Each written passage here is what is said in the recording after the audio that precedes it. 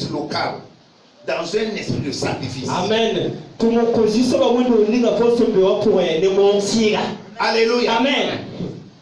En tant qu'enfant de Dieu, le Seigneur nous a appelés tous premièrement à l'adorer et à le servir. Alléluia. Amen. Le but de notre présence sur cette terre-là, c'est d'adorer le Seigneur et de le servir. Voilà, en tout cas,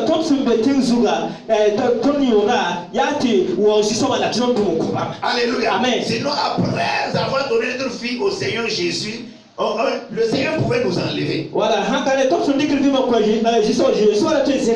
alléluia. Amen. Mais si nous sommes toujours dans ce monde, il fait que nous l'adorions, il fait que nous puissions le servir.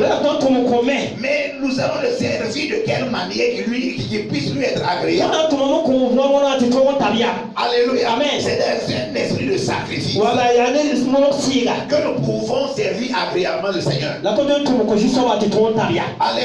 Amen. Donc, quel qu'en soit le domaine dans lequel le Seigneur t'a appelé à le servir, tu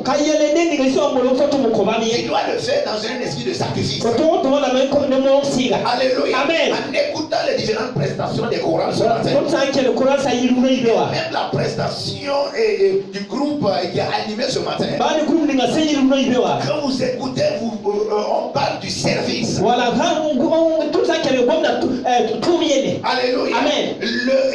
L'animateur ici a dit que de servir Dieu, car l'œuvre de Dieu ne peut pas rester sans avoir quelqu'un à faire cette œuvre. Amen.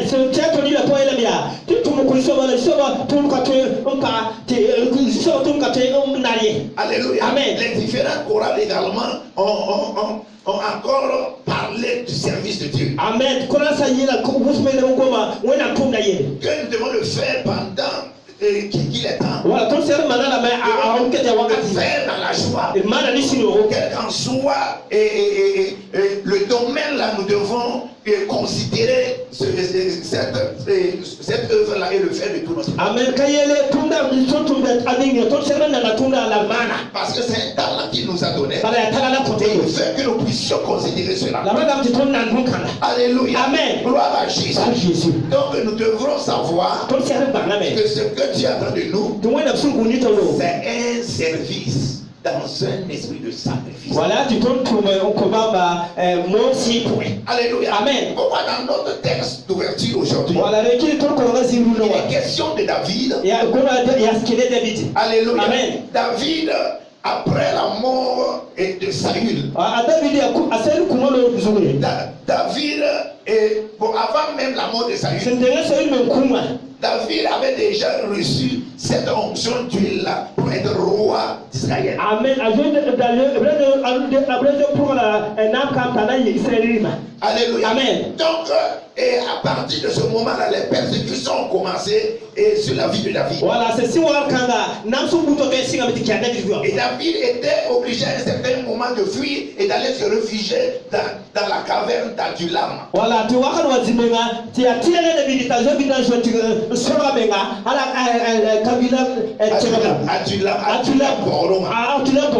Alléluia. Amen. Et en ce moment, il y avait également des gens qui n'avaient pas aussi de valeur. Des gens qui étaient pauvres. Des gens qui n'étaient pas considérés dans la société. Mais des gens qui étaient restés loyaux à David. Des gens qui aimaient David et qui étaient prêts à sacrifier leur vie pour David. Et David voulait maintenant voir si réellement ces gens-là étaient ce qu'ils disaient. Alléluia. Amen. Donc ces hommes-là étaient nombreux. Mais il y a eu des gens qui se sont distingués. Alléluia. Amen. Donc c'est de ces trois personnes-là que notre texte a fait allusion. Alléluia. Amen. Et Ces gens-là sont allés vers David. Ils étaient là avec David. Et la Bible dit qu'à un certain moment, David a eu une envie. David avait besoin de boire de l'eau. Alléluia. Amen. Et David, en tant que futur roi d'Israël, ne pouvait pas aller lui-même chercher l'eau là. Mais il y avait des gens qui étaient à côté de lui. Et David a dit, David a déclaré à ces gens-là, qui d'entre vous va aller me chercher de l'eau à boire?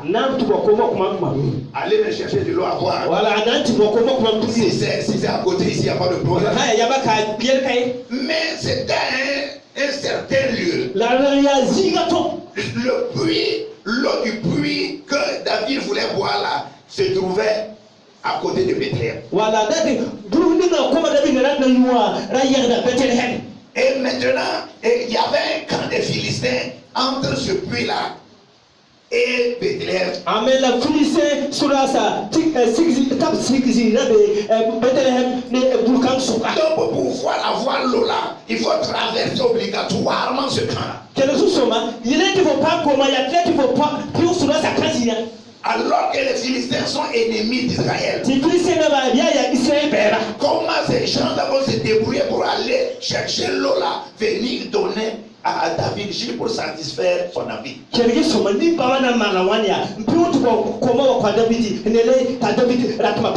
David a dit ça, les trois personnes là se sont levées. Et ils ont dit, nous allons aller te chercher l'eau là. Nous allons sacrifier notre vie là. Nous allons payer le prix qu'il faut pour satisfaire ton besoin. Et ils se sont levés. Et ils sont allés. Et ils ont traversé le camp. Certainement qu'ils ont combattu. Parce que tu ne peux pas aller traverser un camp comme ça, c'est pas possible. Non. On va t'arrêter. Amen. Si tu n'es même pas plus fort, là, on va même te tuer. Mais ces gens-là sont allés jusqu'à ce puits-là. Et ces gens-là ont amené l'eau là à David pour démontrer leur amour pour David, pour démontrer leur fidélité à David, pour démontrer qu'ils étaient prêts à aller jusqu'au bout avec David. Pour dire à David, nous sommes là dans les bons moments et également dans les pires moments avec toi. Tes désirs pour nous sont déjà satisfaits. Amen. Alléluia. Amen.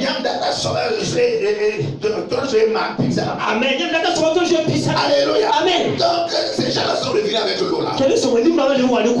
Donner à David. Quand David a pris l'eau, David était choqué. Alléluia. Amen. Parce que David voulait réellement savoir si ces gens-là l'aimaient de tout leur cœur. S'ils étaient loyaux, s'ils pouvaient rester avec lui dans les pires moments. Mais ces gens ont démontré leur loyauté à David. Ces gens-là n'ont pas considéré qu'ils ont une famille. Ces gens-là n'ont pas considéré qu'ils pouvaient aller mourir là-bas bêtement et personne même ne pourra même les enterrer. Ces gens-là ont dit, nous ne pensons pas comme les hommes ordinaires. Ce que notre roi désire là, c'est ce que nous allons faire au prix de notre vie. Amen. Alléluia. Amen. Ces gens sont partis effectivement.